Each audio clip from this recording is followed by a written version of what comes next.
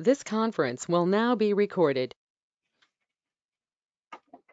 All right, welcome everybody. It's now 6:05 on Tuesday, February 2nd, 2021, and we'll call this meeting to order.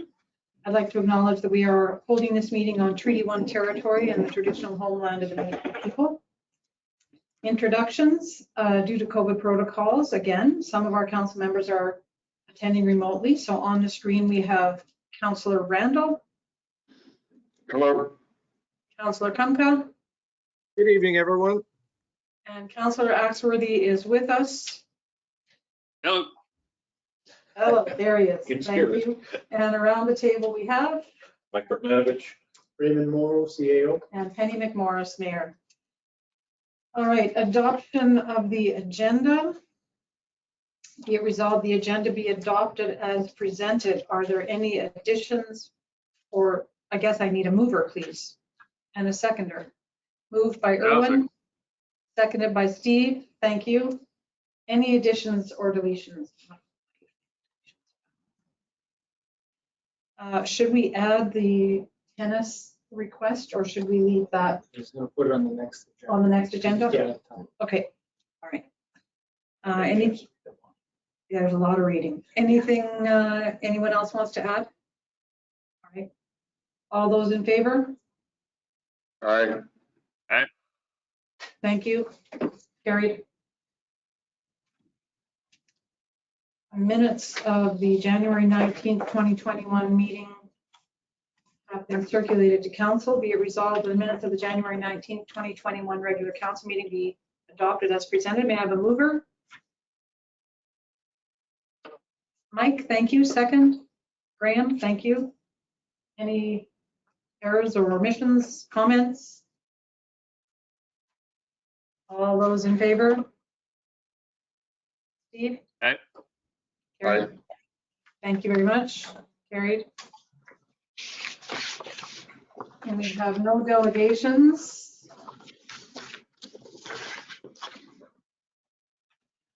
Evening. Whoops, sorry. So we will move on to accounts finances. Be it resolved, the following list of accounts be approved for payment. Accounts payable checks 9016 to 9029. The amount of $64,165.58. January 22nd payroll in the amount of $29,897.73. January 29th firefighter payroll in the amount of $3,947.40.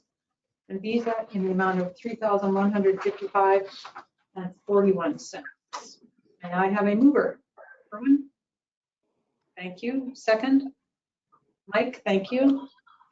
Discussion. Erwin?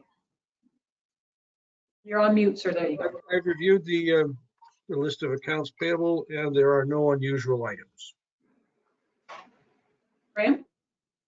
I had a few questions on the Visa charges, but that's not pressing. We don't need to talk about that now.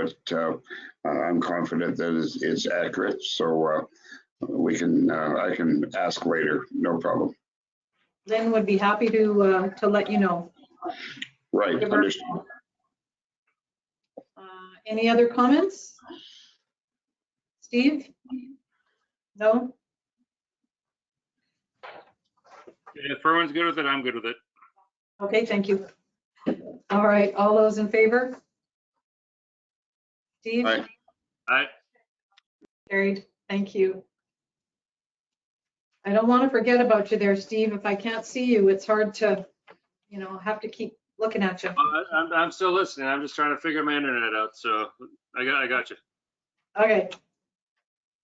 Moving on to business arising from the previous meeting and other business. So be it resolved that bylaw 1614, regulating the use of off-road vehicles in the municipality, be given first reading. May I have a mover?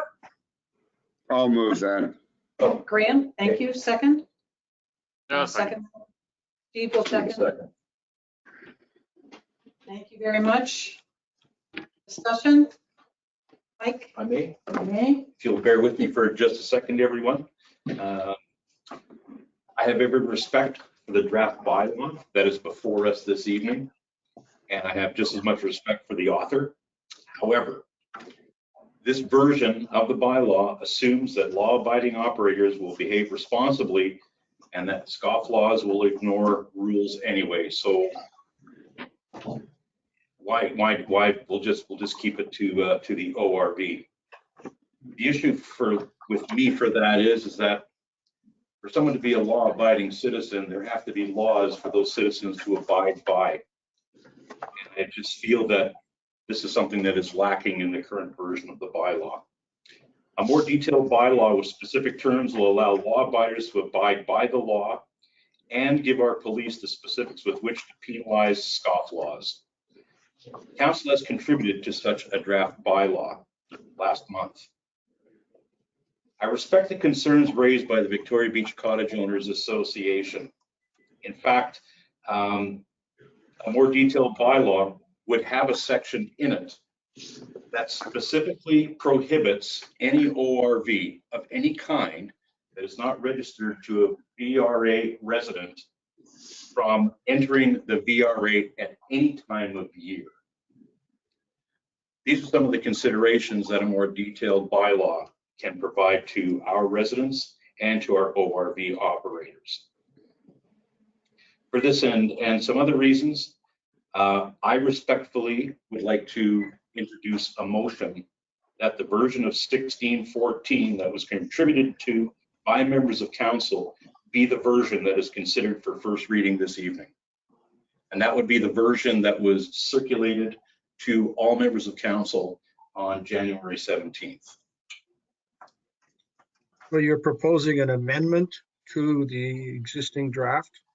I suppose that's what I am doing. I think it's a good starting point. Council as a whole does not have that bylaw before them today. We have Very true. the smaller, shorter version of bylaw 1614 in front of us today. I don't see how we can accept a motion to have a new bylaw put in front of us that we haven't. Mayor, We don't have in before front I of us. comment on that, I did some research on Robert's Rules of Order, and it is completely appropriate for an amendment to be put forward. In essence, you know, it's a substitution, and that is permitted under Robert's Rules of Order. We would have to vote on the amendment and then have a vote on, if the amendment passes, then we would have to have a vote on the amended bylaw. Or the other alternative is to have a straight out vote on the bylaw as it stands now, and we'll go from there. How could we have a vote on a bylaw that is not in front of us? How could we have a vote on a serious amendment to a bylaw that council hasn't had a chance to see and discuss? With respect, council did have an opportunity to see and discuss this. As a matter of fact, there was contribution to the version of the bylaw that I'm proposing by several members of council. And that bylaw did not go anywhere, and we are still with the current version of bylaw 1614. So what you're bringing forward tonight is news to me. Steve, were you aware that this was coming forward? So I think there's a couple things at play there. I appreciate where you're coming from, gentlemen. I appreciate you've done your research on Robert's Rules of Order. Did we also do? So then you should call for a vote on the bylaw as currently proposed. Following any further discussion, I would like to echo Mike's sentiments. I feel the bylaw as it stands and as proposed. I cannot support that because I cannot support a bylaw that turns, in my view, a blind eye to what is currently illegal operation of snow machines and off-road vehicles within the municipality. That has been going on for years. it needs to be controlled. It needs to be, joyriding needs to stop. And the current bylaw as proposed does not speak to that issue. This issue has come up. It's time to deal with it in an appropriate way. From a legal point of view, I also grow concerned that if we have a bylaw that unofficially allows people to operate within the community, should there be an accident, we could be culpable under the law. And that's not a good position for any of us to be in as council. Steve, you had your hand up? Thank you. So very simply, the off-road vehicle statutes, as straightforward as it comes, by trying to change, Erwin, if you're absolutely serious about this, which I appreciate where you're coming from, then what we would do would be amend the bylaw so it only applies to the trail system. That's it. That's all. The statute applies to everything else. That is the way to do this. However, even with the bylaw as it stands now, or the one that we have throughout the RM, is that the statute still applies. The statute trumped the bylaw. The only way that we are going to actively allow off-road vehicles to drive around the RM legally would be to publicly request from the province that we allow off-road vehicles to drive anywhere they want, which means signing the roads. So that is, at the end of the day, what we are actually talking about if we want to legally allow them to drive where they want. The bottom line is that what's being proposed right now does not turn a blind eye to it. In fact, it actively it clarifies what the bylaw that's in place right now is meant to do, which is that it specifically names snowmobiles as an off-road vehicle. Why we even have to do that, I don't know, because it's in the statute very clearly. And MPI does an incredible amount of education every single year to identify snowmobiles as off-road vehicles.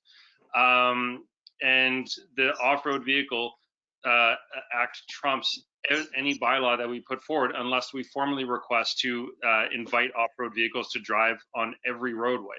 Now, if you want to pursue the idea of only on some roadways, then fine. How exactly are we to do that? Do we ask off-road vehicle owners to register with the office and say, this is where I have an off-road vehicle, so now I have to take this path, so now we have to again open up another road just because a new resident has purchased an off-road vehicle?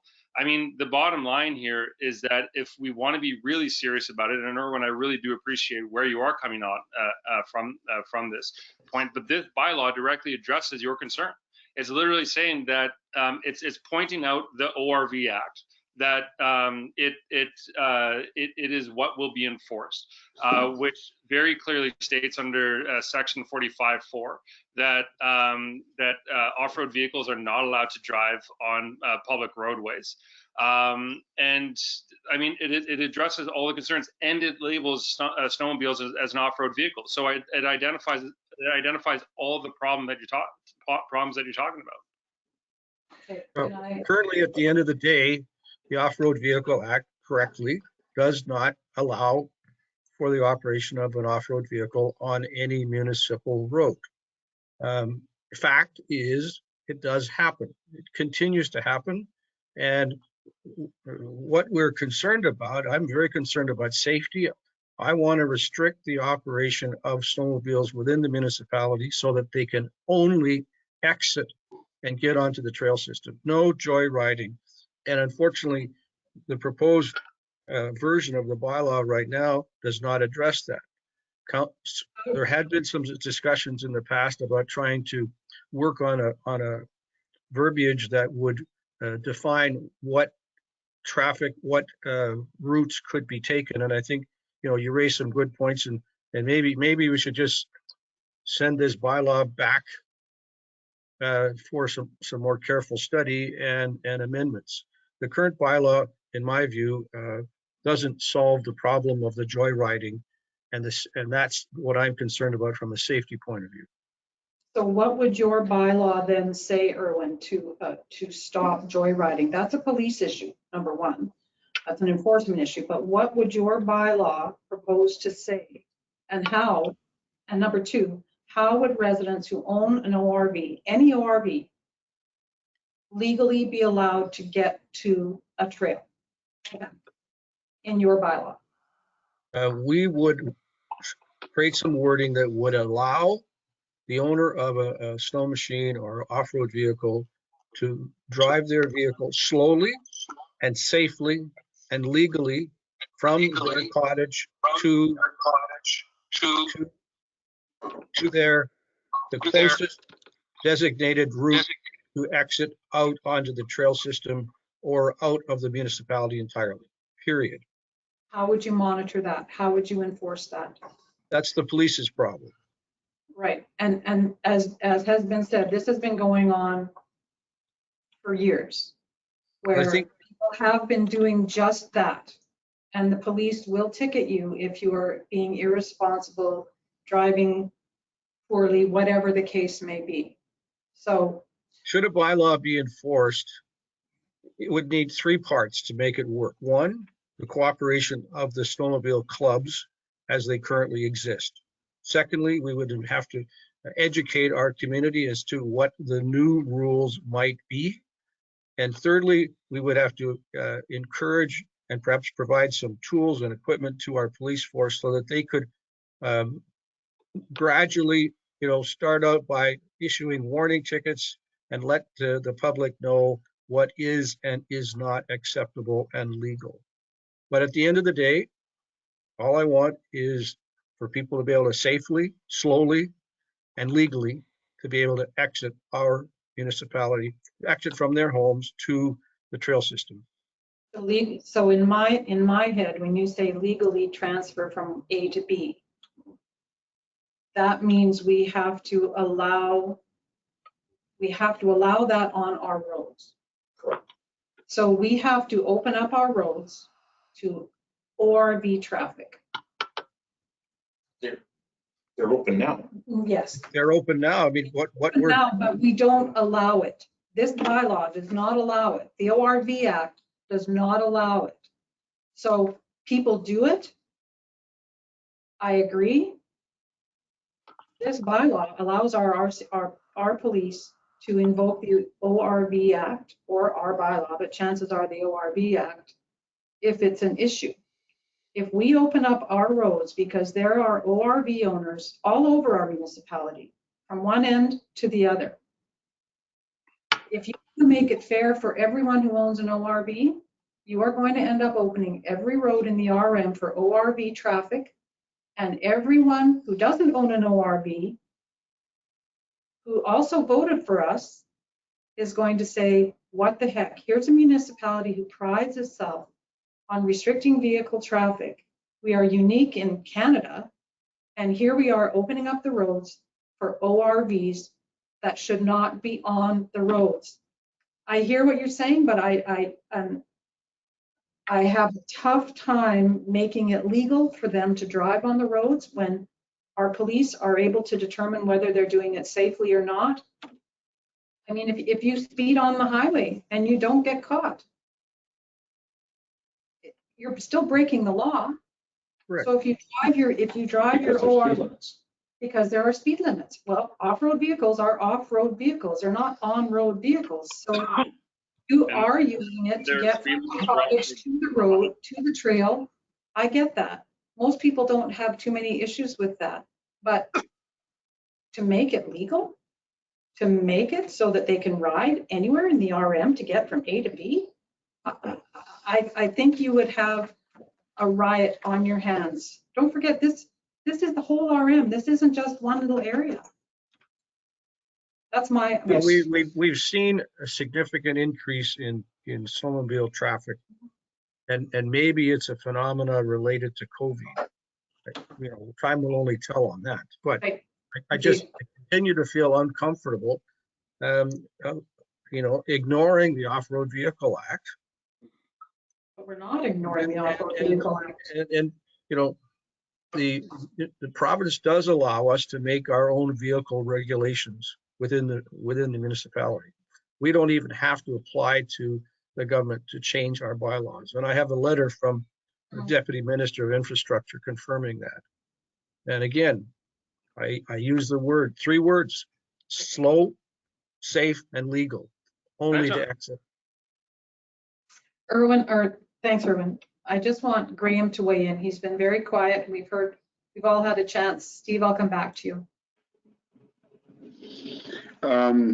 I don't think we're creating a free-for-all for anybody to drive on any road at any time. I do agree in principle with Mike and Erwin. Right now, people driving on the roads to gain access to the trails to get out of our RM, it is illegal. And our police choose to turn a blind eye to illegal activity if they're not creating a problem or a hassle. It's just too much of a loose end. But let's remember that 1614 is all about regulating, controlling snowmobiles so that they're less of a problem, less of a hazard. And we keep coming back to, if we don't want them driving around, let's provide a legal method for them to get out of our RM, to drive around in circles or whatever it is they do. Sort of like the bylaw, going around in circles. Yeah, because a bylaw not only provides what you can't do, but it also lays out the guidelines for what you legally can do. And I think that is what is really needed here. Victoria Beach, we're a rural municipality, we're a recreational municipality, but I'm the first one that's going to tell you that there is no room for recreational ORV traffic of any kind. Okay, who's $5 in the jar? There is no room for recreational ORV traffic of any kind. Now, that isn't to say that people in Victoria Beach shouldn't be allowed to use their ORVs. However, what we need to do is we need to set out regulations, guidelines that direct them to the proper and legal way to go directly from their residence to a public access area and nowhere in between. And then when leaving that public access area, directly back to their residence, obeying the rules of the road that we set forth. Law-abiding citizens will do this. And first and foremost, I don't want to see responsible ORV operators being law breakers, because the only thing that we hold against them is the ORV Act, when we are well within our rights to create our own guidelines for safe and responsible ORV operation when leaving and then coming back to their residences in this RM. And Can I so, please jump in now? sure, yes, you may. My apologies, Steve. Thanks. This is hypocrisy beyond hypocrisy on top of hypocrisy. So Mike, you mentioned you don't want people to be lawbreakers. They are currently lawbreakers under the Off-Road Vehicle Act. You're telling them that you want to direct them. There is already direction. It's called the Off-Road Vehicle Act. You're saying, and you talk about what they legally can do. It's already defined under the Off-Road Vehicle Act. Like, all of this is defined in the Off-Road Vehicle Act. So this is educated through MPI every single year. And they provide courses, but they don't provide courses anywhere in the province, including in our RM, based on our current bylaw. With snowmen, they train and they have courses every single year on the off-road vehicle bylaw, or sorry, on the Off-Road Vehicle Act, but they don't teach our bylaw. So are you going to direct them? Are you going to make it mandatory for MPI and snowman when they come into the RM? Are you going to put that in the bylaw that they have to do that? Because that's the only way you're going to do it, because they teach the Off-Road Vehicle Act. I want to talk about this whole idea of trying to define the direct route. We're on an island. Well, half of the RM, or more than half of the RM, is on an island.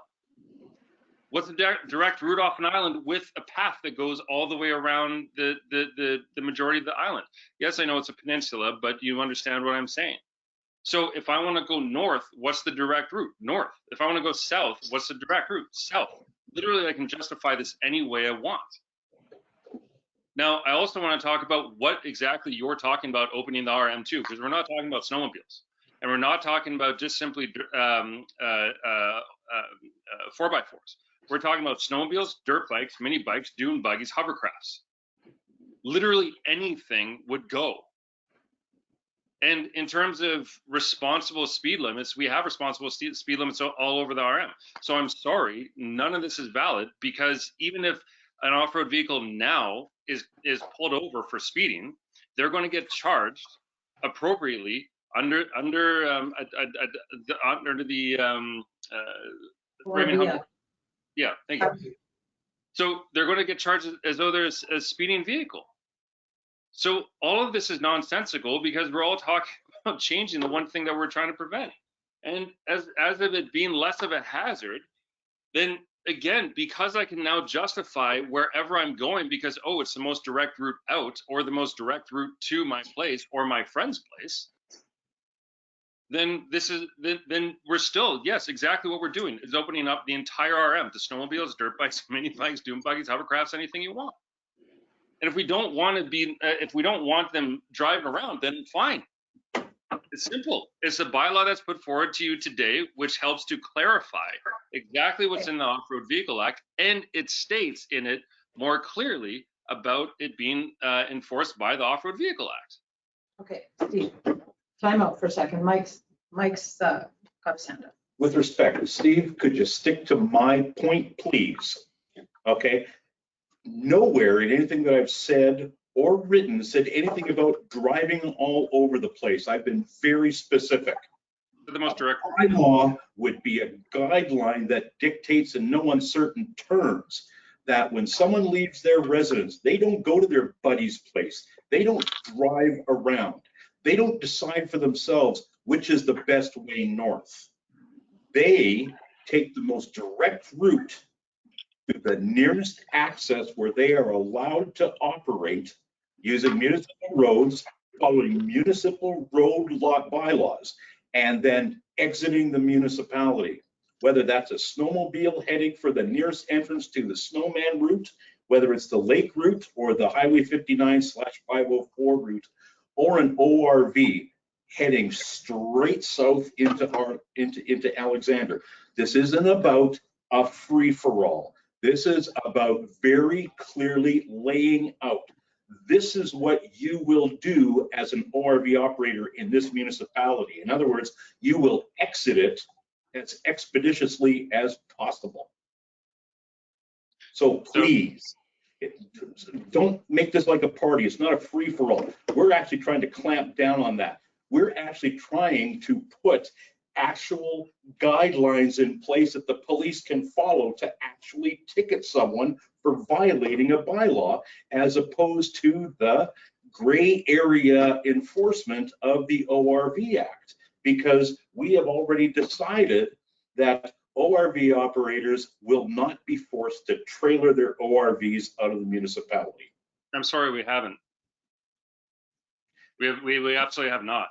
Because up until we pass a bylaw that specifically says that we are opening up the RM to off-road vehicles, we have not. We are still governed by the statute, period, end of story. And until there's a majority vote showing that you want to open up the RM to off-road vehicles, no, I'm sorry, we have not agreed on that yet. Now, I want to clarify, and I want a direct statement saying that you are willing to say right now that you are willing to allow on all of our roads, that you are willing to allow snowmobiles, dirt bikes, mini bikes, dune bikes, hovercrafts, and literally whatever anybody chooses to drive on Victoria Beach roads. That's what I want you to say right now, because that is exactly what you guys are trying to do. That's what we've got right now.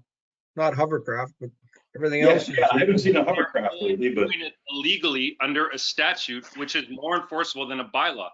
Raymond, please explain to them how how enforcement under a statute works versus a bylaw. Because otherwise people at home are not going to believe me in terms of what I'm saying. The bylaw that's being proposed today is basically supplementary to the off-road vehicle statute. The police always have the authority to exercise discretion and choose to charge a joyrider. It's not going to change no matter what you put in this bylaw. The police can still invoke the off-road vehicle statute. They will not use the bylaw typically to charge somebody. They're going to issue a court offense notice, provincial offense notice. You know, the concern with people who are good citizens, they don't need the bylaw. They already know what they have to do. The ones that you're trying to regulate are the people with the scofflaws, as you call them. And that's not what the police aren't going to use this bylaw. If they come across a scofflaw, they're going to use the statute because they're going to go to court. That's the beauty of having your own police. Bylaw is only as good as the enforcement aspect of it. And I have found that municipal bylaws are more than enforceable. As a matter of fact, they can be escalated to become a provincial matter for provincial court. And there are other remedies for people who refuse to pay tickets. What about things that are specific to Victoria Beach, like the vehicle restricted area? I had proposed special restrictions in the vehicle restricted area that aren't ever covered by the ORV Act. If our bylaw stipulates that only authorized ORVs can be in the VRA at any time of year, that's not the ORV Act. That is a Victoria Beach bylaw, and that is enforceable by Victoria Beach Police. If you pass a bylaw that allows ORVs on your roads, you're legalizing them in your municipality. As long as you don't do that, the police have the discretion to charge somebody off under the off-road vehicle statute. The minute you put it in a bylaw, now you are legalizing it throughout your municipality. You're saying it's okay, as Steve pointed out, to use all these different conveyances throughout the RM. You can put speed limits all you want. Right now, the same thing applies under the Off-Road Vehicle Act. You have to operate your off-road vehicle with proper care and caution. Absolutely. It's not going to change. Absolutely. It's Now, already. if I may, all over the RM, open up the RM, okay? Yeah. That is not for a second what I have been saying. If anything, I look to put more restriction over the now pretty much unchecked operation of ORVs in the municipality. This isn't opening up. If anything, this is closing things down because we are setting out to ensure that ORV operators know that Victoria Beach is not a place for driving around. Victoria Beach is a place where you park your ORV, and when you're going to use it, you're going to take a direct route to a public access area, and you are going to leave the municipality as expeditiously as possible. And you're going to follow that same straight route when you're coming home. The off-road vehicle statute already covers all the issues you're raising. No, just on departmental roads, I believe. No. Off-road Vehicle Act applies to the municipality as long as you don't pass a bylaw that legitimizes, that allows off-road vehicles to go on your roads and lanes. As long as you don't do that, and I think, contrary to what everyone says, I think you're taking on more liability if you allow off-road vehicles on your roads and legitimize it in the bylaw. I would suggest that with great enforcement, we are exposing ourselves to litigation. I don't agree with that. You can speed on the highway, if police doesn't stop you or stops you and lets you go with a warning, and then 5 miles down the road, you kill somebody. The police officer isn't liable because he lets you go. That isn't true. I don't believe that. Not for a minute. I don't believe it's a legal issue at all in terms of being in trouble because you don't have an off-road vehicle bylaw that regulates or allows traffic on each street and roads.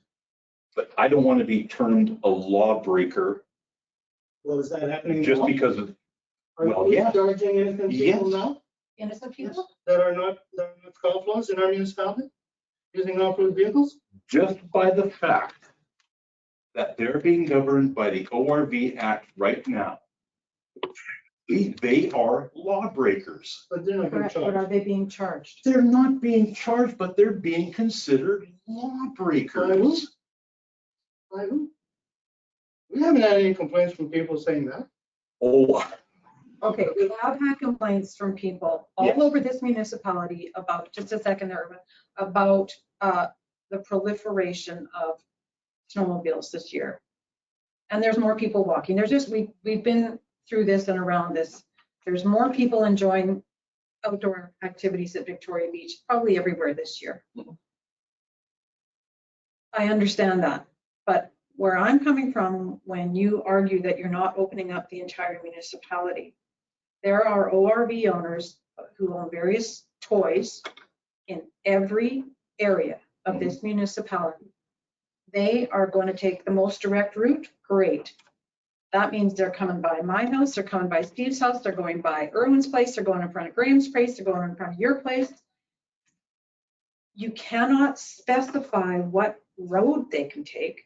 Therefore, they need to be able to take any road. Therefore, you're opening up the entire RM to ORV use. I don't know how you could say you can only take 8th Avenue. And if you're going to do that, for instance, you better check with the people on 8th Avenue, see if that's really what they want. If you can say you can only take Dirksen, you better check with all the folks on Dirksen.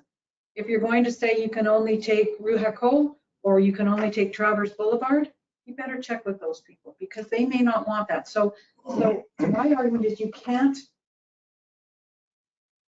you are effectively opening up the entire RM if you legalize getting from A to B, which goes against the ORV Act.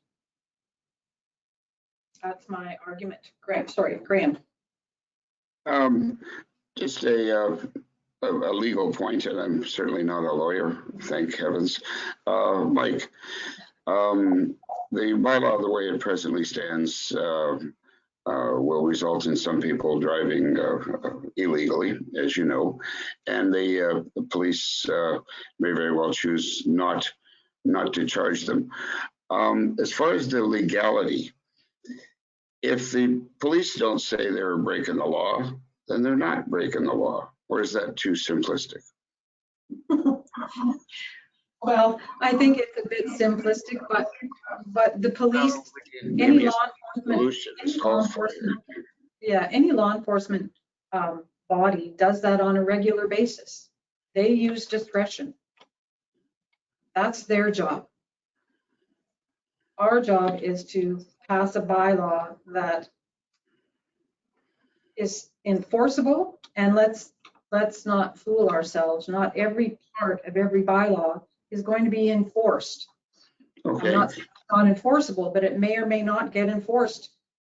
If I could finish my little analogy, you're driving a snowmobile safely and properly down my street, Wabanon. If the police choose not to charge you, the police have decided that you're not breaking the law. Does that not close the gap on this breaking the law issue? You're not breaking the law unless a cop says you're breaking the law. You're not breaking the law unless you're apprehended. Okay, go ahead, Mike, please. or if I'm driving down Wabanon and you decide that I'm breaking the law, even though I'm driving the speed limit and driving responsibly, so you phone the police and say, under the ORV Act, Mike is not supposed to be driving on Wabanon. I insist that you come here and ticket him now. There's the rub. Make the decision when they find you. It's not up to Joe Citizen to say you must charge him.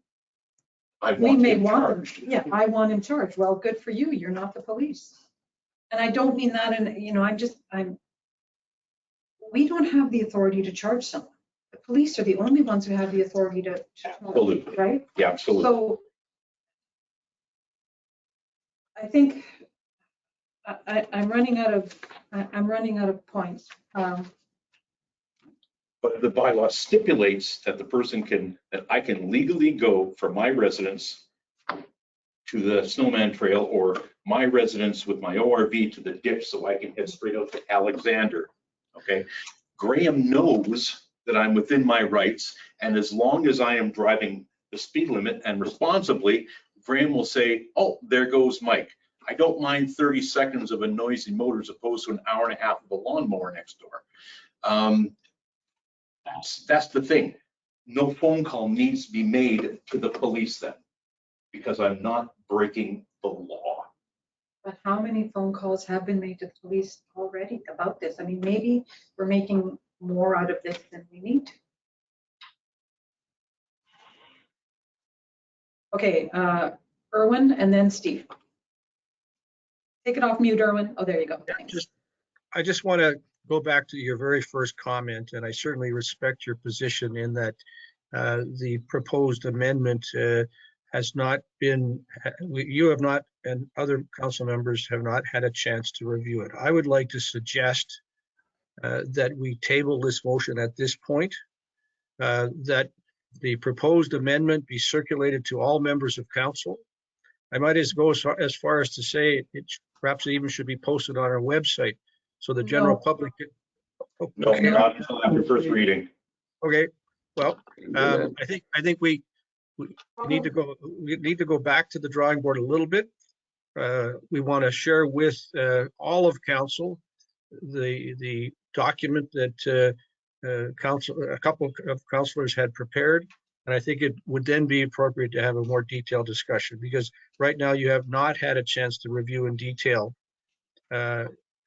and possibly make some further suggestions up until now. So, I'd like to suggest that the motion be tabled and come back at the next meeting for review. All right, I've also done a little bit of Robert's Rules research. To table a motion, it needs to be seconded. And then you need the majority to carry the motion. We currently have a motion on the floor. So if that's where this discussion is going, I think I have two choices.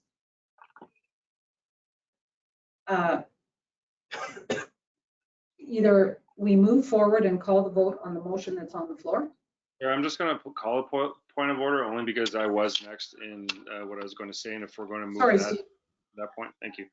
The first thing that I really want to point out to everybody is that when the police have the ability to lay down a charge, they have two options at this point. First is under a statute, the second is under a bylaw, as Raymond's already pointed out. The statute's a court offense and is not going to cost the RM a cent, because it's a court offense, which means that they are able to properly enforce it. When it goes into a bylaw, which is what you're proposing, is that we do away with the enforcement of the act, then that is taking away a level of protection and a level of choice that the police have in their utility belt. So what you're actually doing is that you're eliminating the ability to charge people who are acting inappropriately around the RM. That is in effect what you are trying to do. I also want to bring up that, yeah, I did read that. I did read one of the 13 or not 13, sorry, one of the 3 or 4 proposed bylaws that Mike sent out. It guts everything that we've been trying to do with the previous bylaw. I also wanted to address the fact that when you phone the police, it's not, as Penny pointed out, it's not up to the residents to phone the police and get somebody charged. But if you open up the RM, then you're still going to be getting those phone calls to the police saying that people aren't taking the most direct route, because that's now completely subjective. Now, when it comes to who complained, because it's gone around multiple times already, and apparently this is word out on the street that this is all the VRA people. That is not where the initial complaints came from. And Penny's already addressed this several times in the last meeting. So this is not a VRA issue. This is an entire RM issue. And it's also not going to result in people breaking the law. Well, they're doing it right now, and the police reserve their own ability to look the other way and show their own discretion. But you are going to be actively taking away something from their tool belt, as I already alluded to. So this is nonsensical. And the last thing that I want to put forward here, and I wasn't planning on doing this unless it really seemed as though we really were going to go to this level. I would propose that we are no longer capable of making a proper informed decision on this, and that there is an inherent bias in council. Mike wrote the bylaw which he's proposing as an off-road vehicle owner, and I would propose that this entire conversation of opening up the RM to off-road vehicles needs to go into the next election as a decision to be made by the people. Because clearly, if this is going to affect the entire RM at a fundamental level, the people are the ones who should be making the decision, not us. Well, Steve, we were elected to make these decisions, be they difficult or easy. And, you know, I think we need to, I hear what you're saying, but I don't think a referendum or whatever it might be called is the way to go on this issue.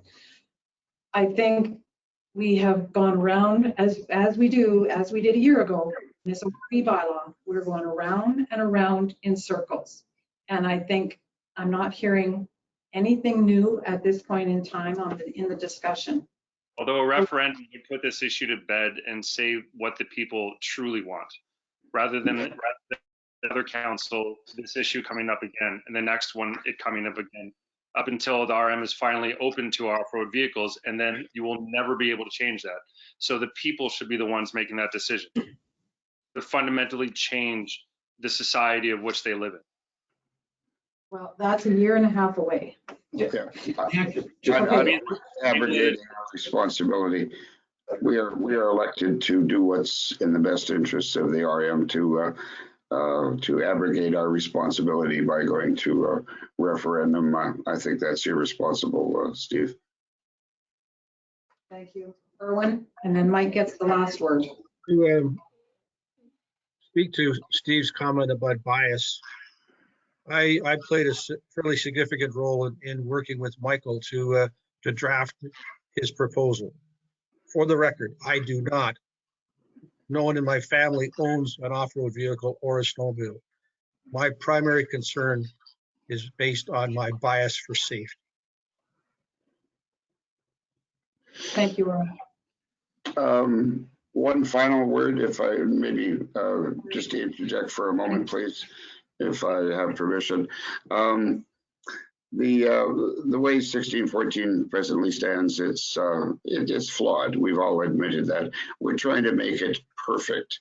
None of our bylaws are perfect. None of them ever will be. They're all subject to review and scrutiny. Now, if we were to pass what's on the table right now, don't forget, we've got second reading and discussion associated with that coming up as well. Could that not be our way out of this impasse right here, right now? I believe you did a valid point there. Give Mike the last word. Thank you, Graham. As always, my learned friend gets the word in before I do. My version, which seeks to gut the bylaw that's on the table now, the bylaw that's on the table now is actually the heart of the version that I wrote. I merely added to it what I felt were things that needed to be added that are specific to Victoria Beach. Do I think we have a lot of room to make modifications between first and second reading? Yes, I do. And I would welcome Graham seconding. Well, I guess we already have. We have the motion. We have a motion and a seconded motion. I am more than willing to call the question. Then I would join Graham in inviting everybody to vote to approve the first reading, and let's all get to work and between the first and second reading and come up with something. All right. That's an excellent last word, Mike. Thank you. Thank you, gentlemen. I will now call the question. All those in favor of first reading for bylaw 1614? I'll say aye to that. I'll say a grudging aye. All those opposed? Is that an opposed or a for, Erwin? It's a 4. Appreciate that. Thank you. Thanks, everyone. Carried. Going forward, it Well, would that be was easy. if all of council could be included in things of this nature. We also do have a code of conduct and something that we all need to review from time to time. So that we are included, not excluded, and so that we aren't hit with something like this at the last minute. So thank you very much, gentlemen. Moving on. Uh-oh, frozen. No, here we go, there we go.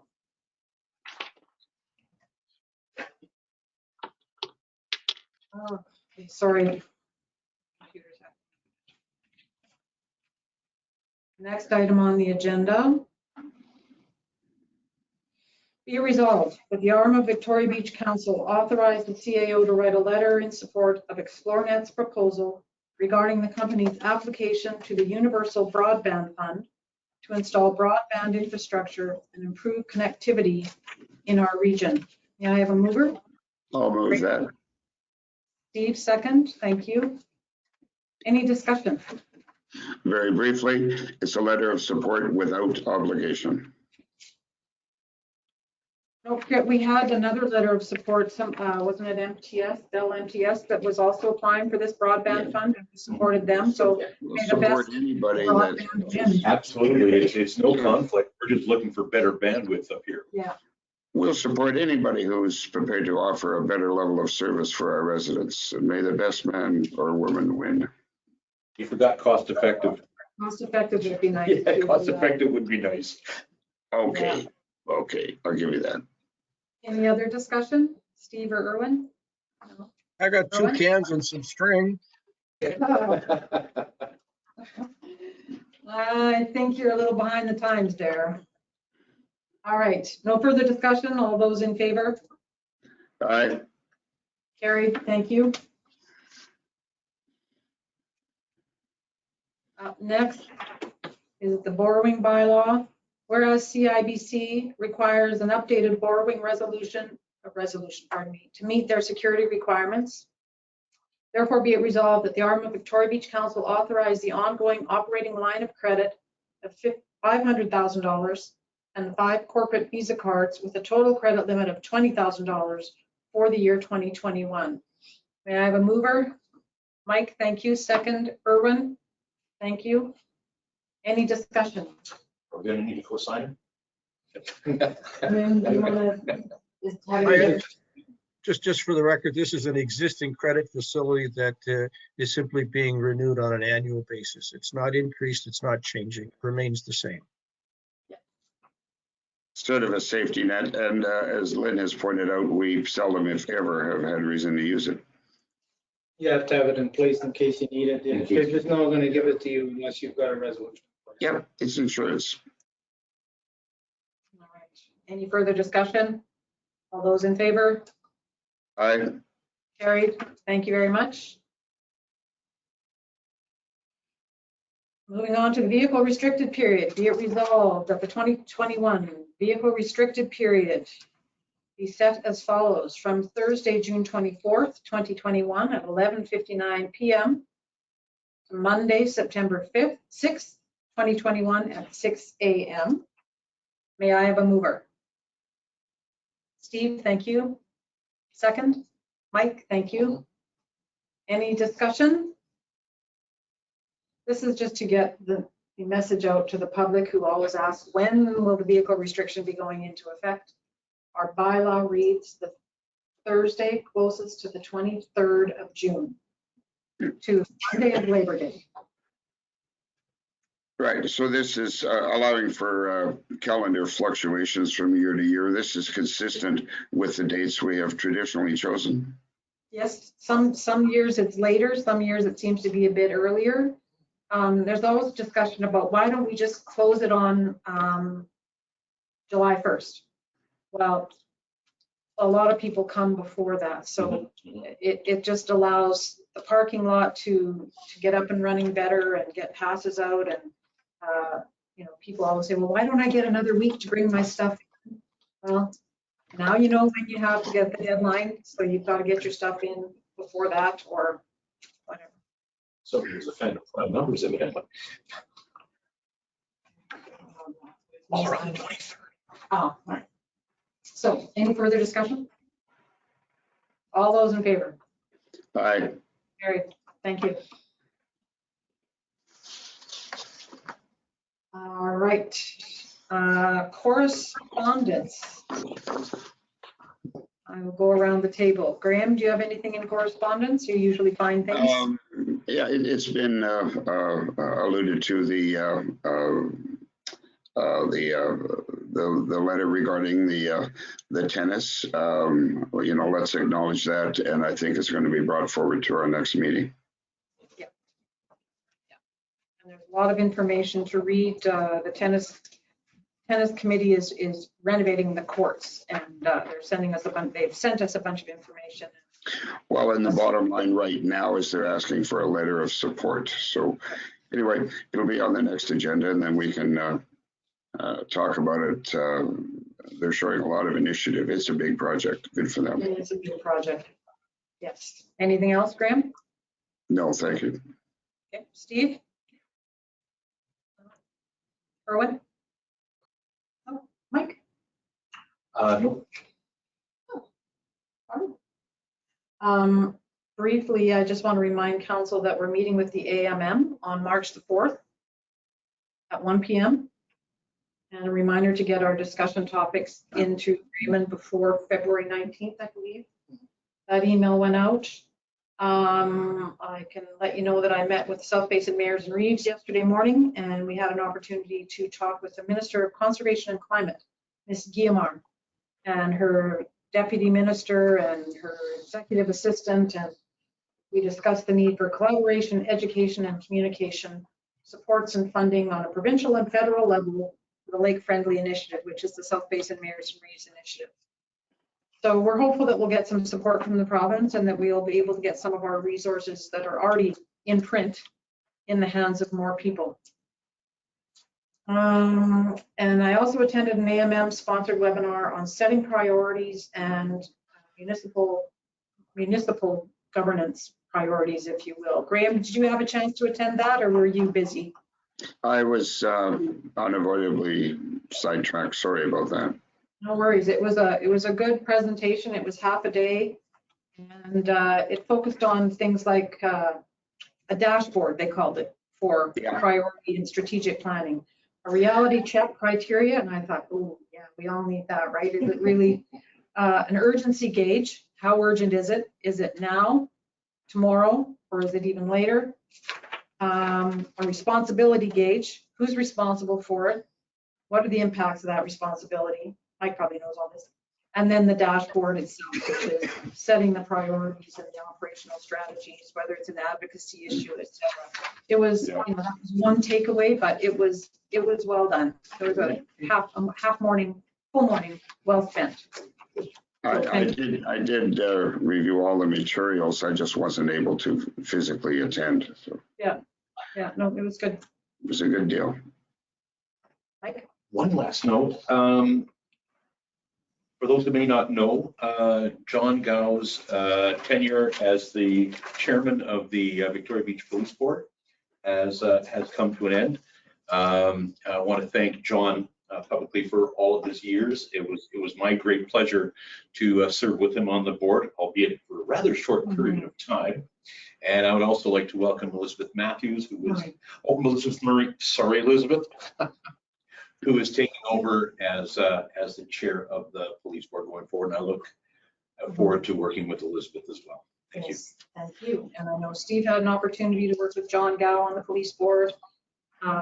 He and I started on the police board together 8 years ago, and he's been a tremendous help, and he's been a great guy to work with. So yes, he will be missed. Well, and let's not forget all the work that Al Rear has put into that board too. Yeah, but he's still there. He's still there. He's still there, and Right. we've had a few people go through the police board, and it, it's a good organization that we have to have it, Mhm. and it's good to have that safe distance. I think it's probably one of the better things that the province has done with municipal politics, quite frankly, because there's a lot when like when we were all running and leading up to it, there's a lot of questions as to why we need a police force, et cetera, et cetera, et cetera. And then you actually get involved with the municipal politics and you're like, oh my God, thank God we have a police force. And just sitting on there for the time that I was on, I mean, your eyes are really open to the fact that the reason why we have such a peaceful community is because of our policing system, which is one of the reasons I've always sought to put as much emphasis as I could behind them. But a lot of the communication with council comes through the position that John Gall had and the civilians involved with it. So. It really was great working with them. So it'll be interesting to see what happens in the future. Yeah, I look forward to working with Liz, and I'm sure she'll jump in. All right, gentlemen, be it resolved that the February 2nd, 2021 regular council meeting be adjourned. Next regular council meeting to be held February 16th, 2021 at 6 p.m. here at 705 1661 Portage Avenue. May I have a mover? Mike, thank you. Steve, do you want to second that? Do you mind? Thank you. And thank you, gentlemen. That's a wrap. Thank you, everyone, for attending, listening. Can we vote? We have to vote. Oh, yes. All those in favor? I- All those in favor of turning on the jets? Yes. Okay, thanks very much, everybody. Good night. Like, Good night. Thank you all. Thanks. My daughter's even watching the Jets games now. oh, I know. oh. Yeah, wow.